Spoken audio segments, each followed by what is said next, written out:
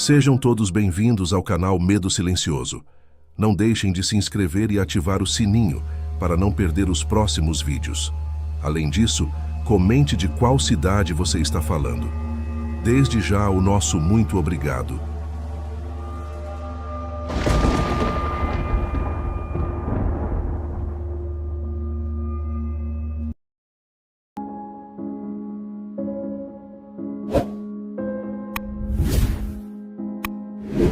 Meu nome é Miqueias e sou do interior de Sobral, no Ceará. Cresci em uma casa simples, com a presença constante da figura imponente de meu padrasto, Marcos. Ele era um homem de poucos sorrisos, mas muitos planos. Desde jovem, ele acreditava que a fama era o único caminho para alcançar uma vida melhor. E nada, nem ninguém, poderia se interpor entre ele e seu sonho.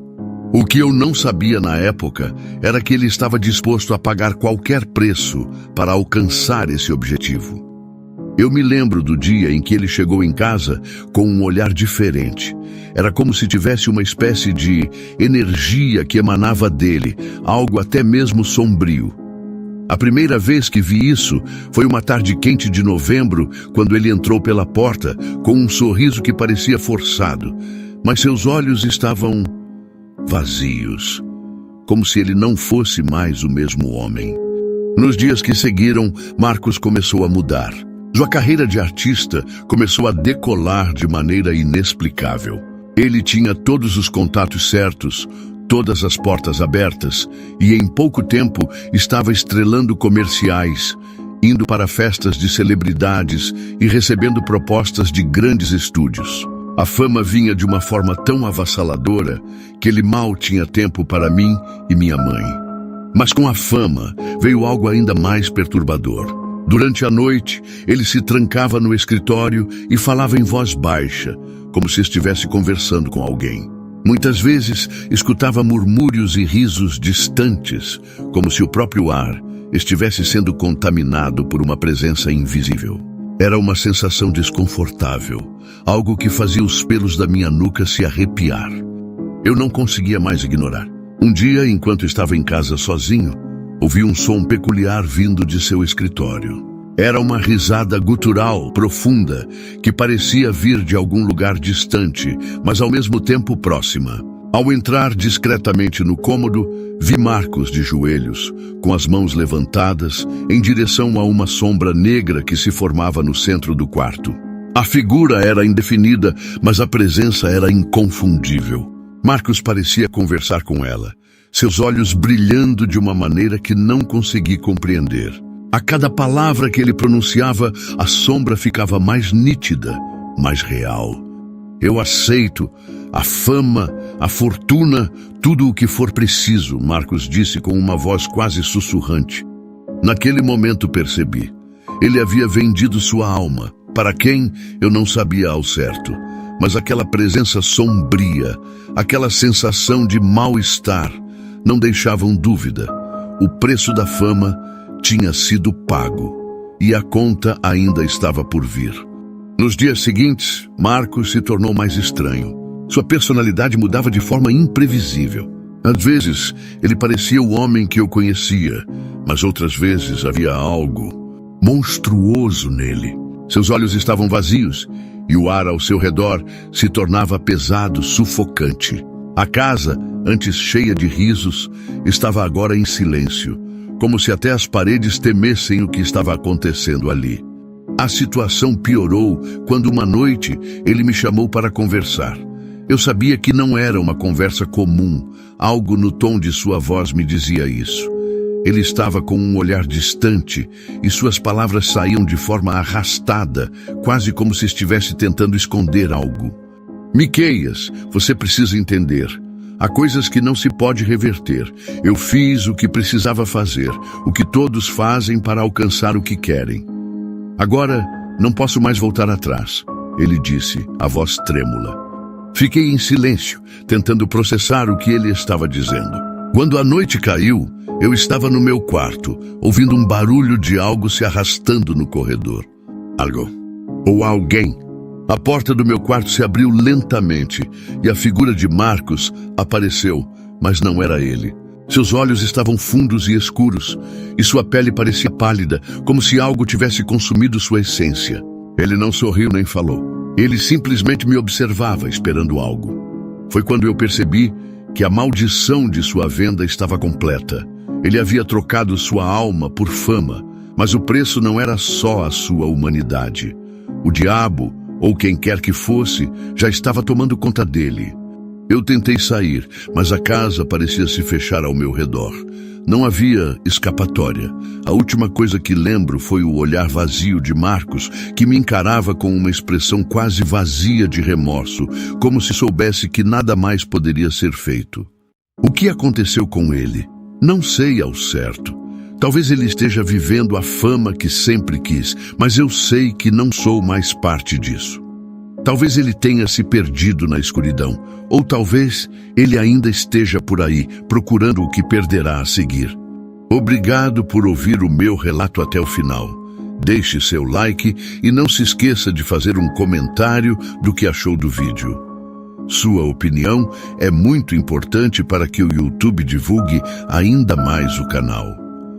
Obrigado a todos e uma ótima noite. Sempre pensei que, ao me afastar da igreja, minha vida seria tranquila. Aos 69 anos, a memória de Antônio, ex-padre, ainda estava impregnada de um peso que parecia impossível de se aliviar. Ele havia vivido o suficiente para entender que a fé pode ser mais traiçoeira do que qualquer pessoa poderia imaginar. Quando ele decidiu abandonar os votos, não foi por causa de uma dúvida em sua fé, mas pela necessidade de escapar de algo muito mais sombrio e perigoso. O Vaticano guardava segredos. Eu vi esses segredos com meus próprios olhos. Lembro-me da primeira vez que entrei naquelas catacumbas subterrâneas. Era uma área restrita, onde poucos privilegiados eram permitidos. Muitos dos meus colegas sacerdotes jamais souberam de sua existência, mas eu fui um dos escolhidos. A primeira impressão era de uma paz imperturbável, mas à medida que a porta se fechava atrás de mim, um calafrio percorreu minha espinha. O ar era denso e o silêncio mortal. O único som que se ouvia era o meu próprio coração batendo forte, como se o ambiente estivesse tentando me engolir. O objetivo da minha missão parecia simples: investigar artefatos antigos, manuscritos que eram considerados heréticos e perigosos. Mas o que encontrei foi algo bem mais aterrorizante. Em uma câmara secreta enterrada em um fundo escondido, vi um livro. Não era um livro comum. Suas páginas, feitas de pele humana, eram cobertas por símbolos que não consegui identificar imediatamente. Eles pareciam vivos, se movendo quando eu olhava fixamente para eles, como se estivessem chamando, seduzindo minha alma. Fui forçado a estudá-lo, mas o que li me consumiu. Ele falava de rituais antigos, de pactos feitos entre os homens da igreja e entidades além deste mundo. O Vaticano não era apenas um centro de fé, mas também um guardião de poderes arcanos, poderes que a humanidade não deveria conhecer. E foi durante uma dessas noites em que estudei esse livro que as coisas começaram a acontecer. Eu começava a ouvir sussurros, vozes em línguas que eu jamais ouvira, vindas de todos os cantos da abóbada. Cada sussurro parecia me puxar mais fundo na escuridão. As sombras da câmara começaram a se mover de maneira estranha, e a sensação de uma presença invisível se tornou insuportável. Foi então que eu vi o que não deveria ter visto. Do fundo da caverna, uma figura encapuzada, com olhos vermelhos como sangue, apareceu diante de mim. Não era um homem. Era uma entidade que havia sido convocada pelos rituais descritos naquele livro. Algo que deveria ter sido banido há séculos, mas que estava preso dentro das paredes do Vaticano. Eu olhei para aqueles olhos e naquele instante uma parte de mim desapareceu, como se minha alma tivesse sido arrancada de meu corpo. Naquele momento, soube que minha vida nunca mais seria a mesma. Saí daquele lugar, deixando para trás uma parte de mim. Fui enviado para uma missão de expurgo, longe dos olhos curiosos, longe de Roma. Mas eu sabia o que estava acontecendo e sabia que a igreja estava em perigo. Por anos, vivi com os horrores que vi e ouvi. As imagens daquela entidade, os gritos das almas condenadas, os olhos vermelhos me perseguiam em todos os momentos. Até hoje, não sei se o que vi era real ou se estava sendo manipulado pela própria igreja. Talvez tudo tenha sido um teste, talvez tenha sido um castigo por ousar entrar onde não deveria. Mas uma coisa é certa, o Vaticano nunca será o mesmo. E agora, velho e cansado, estou aqui para contar o que vi, porque sei que a escuridão não ficará apenas dentro das paredes do Vaticano. Ela vai se espalhar, e quando menos esperarem, ela tomará o mundo. O que vi lá embaixo não é apenas uma história de fé, mas um aviso. Estamos sendo observados por algo que vai além de nossa compreensão. E com cada palavra que escrevo, sinto uma pressão, uma sensação de que o que está por vir é ainda mais terrível do que qualquer coisa que eu tenha presenciado. Isso me faz questionar. E agora, com todos esses anos passados, será que finalmente os olhos da igreja me deixaram em paz? Ou será que a entidade que encontrei ainda está à espreita, aguardando para reivindicar sua próxima vítima? Obrigado por ouvir o meu relato até o final. Deixe seu like e não se esqueça de fazer um comentário do que achou do vídeo. Sua opinião é muito importante para que o YouTube divulgue ainda mais o canal. Obrigado a todos.